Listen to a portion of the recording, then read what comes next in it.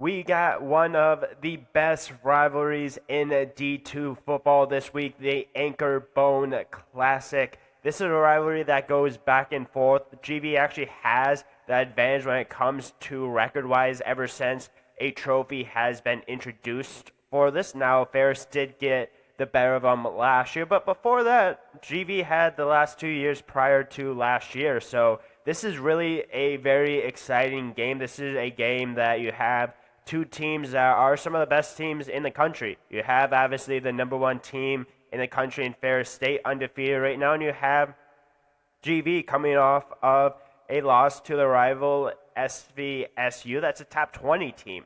And prior to that, they were a top 10 team. So you got two teams that are very, very talented, two teams that do not like each other playing at Ferris State. And this is going to be a really fun matchup. This is going to be a matchup with two pretty motivated teams, not only because this is a rivalry, but because what this two teams want to accomplish this year. When you're at Ferris State, when you're at GVSU, the goals are always to not only make the playoffs, but to win the GLIAC, which in my opinion is the best conference in D2 football. But not only to do that, but to win a national championship. And Ferris State obviously is the defending national champion. They ran through their schedule last year beside Pittsburgh State. They're running through their schedule this year, and they're looking really, really good. But they're coming off of a win against Michigan Tech that offensively, if you look at just how that game went, they should have put up more than 38 points, which is kind of scary that they should have put up plenty more points. Now, the defense did a very good job of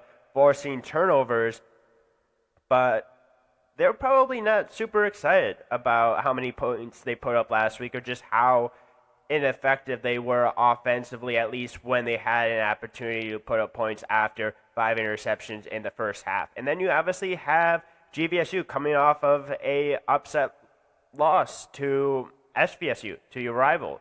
And they're going to probably use this as motivation. They're also going to probably use this as really, I don't want to say a last stop, but this GVSU team has 2 losses right now. And according to some postseason predictions, GVSU is not currently in the playoffs because of that. And do I think they're not going to make the playoffs? I honestly don't know. I think this is a real opportunity for GVSU to show that, hey, we are a really good team. Now, they do have 2 losses against 2 teams I think are really, really good, really talented team.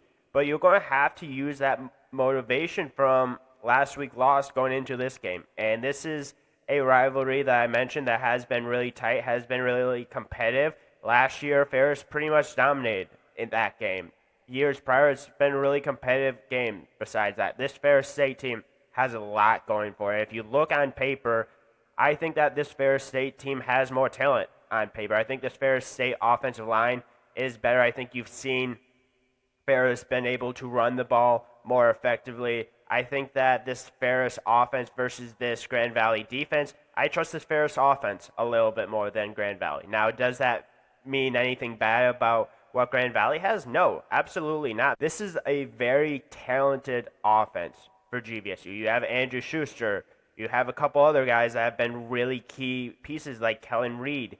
He's been a huge part of what this GVSU team does.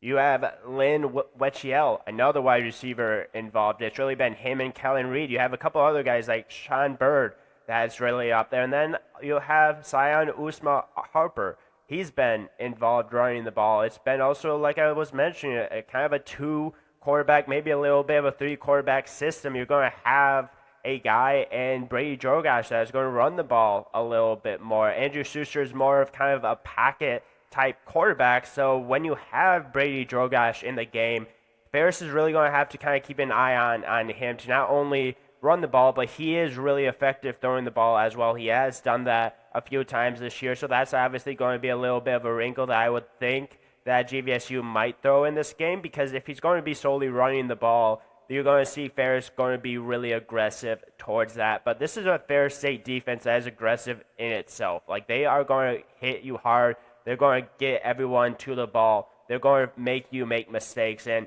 if they can do that against GVSU and get that offense back on the field, this offense is going to be able to put up points on GV's defense. This offense is going to be able to put up points on everyone. And I think that's just how difficult this team is to face, because even when you aren't as efficient as they typically are, this is an offense that is averaging 30 plus points a game. And some of these opponents obviously are not as good at GVSU, but like this is an offensive line that just continues to get pushed. This is a quarterback in Wyatt Bauer that continues to not only use his legs but find his wide receivers.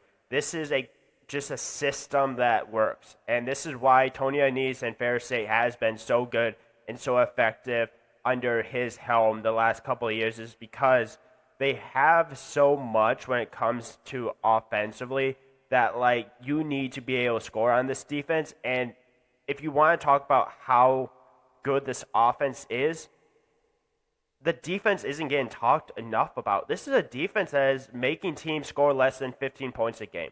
Like, if you have an offense that averages 30-plus points a game and only your defense gives up 10, good luck if you go down early. And I've said this from the very, very beginning. I think Ferris State's going to run through everyone. Now, do I think that means that Ferris won't have close games? No. Every team has a close game or two. Look at what happened at Tiffin. Do I think GVSU has a very good shot of winning? Yeah, I do. Now, going to Ferris State, that's going to be really difficult. Do I think that Ferris is obviously guaranteed at this point to probably make the playoffs? Yeah. And when it comes to playoffs, guess who steps up? Ferris State steps up a whole ton. And this is going to be a possible preview of what these games are going to be like in the playoffs. And we could very much see a rematch in the playoffs as well, depending on what GVSU does in this game. If GVSU wins this game, I think they probably win out and then make a playoffs, and then there's a real possibility this matchup happens again in the playoffs. That's just how high level both of these teams are, and that's why I think that Ferris is still going to win this game. And even though I have been mentioning that there's going to be a ton of motivation for GVSU in this game, if it was at GVSU, I would probably pick it to be a one-possession game. I do think that GVSU will keep it close for 3 quarters. I think it will probably end up being like a 10-point game. I don't think it will be a complete blowout for Ferris State. Can I see GVSU coming in and upsetting Ferris State? Absolutely. But at the same time, when it comes to from what I've seen from GVSU this year and what I've seen from Ferris State, especially from the last performances, I just feel like Ferris State has a little bit too much for GVSU in this game. And that's why I'm going with them. I think both teams are really talented. I just see a little bit more with Ferris State in this one. And unfortunately for GVSU, they might fall to a second straight year to Ferris State. But like I said, it wouldn't necessarily surprise me if GVSU ends up winning this game.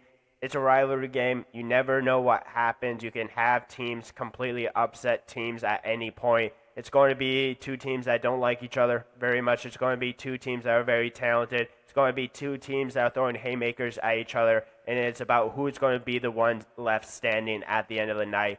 And if GVSU end up getting out to an early lead, a pretty confident lead, that could really change things. Or if Ferris State's going to get out to that lead, how is GVSU going to respond, especially after what happened at SVSU? But I think it's going to be a fun game. I think it's going to be a competitive game. I just think that Ferris has a little bit too much, and I think because of that, Ferris wins this game. But let me know in the comments. Let me know just your overall thoughts. If you like this content, make sure to like, subscribe, comment. Obviously, I'll talk about the Anchor Bone Classic after it happens. I'll talk about what happened in the game, who won, who lost, why it happened.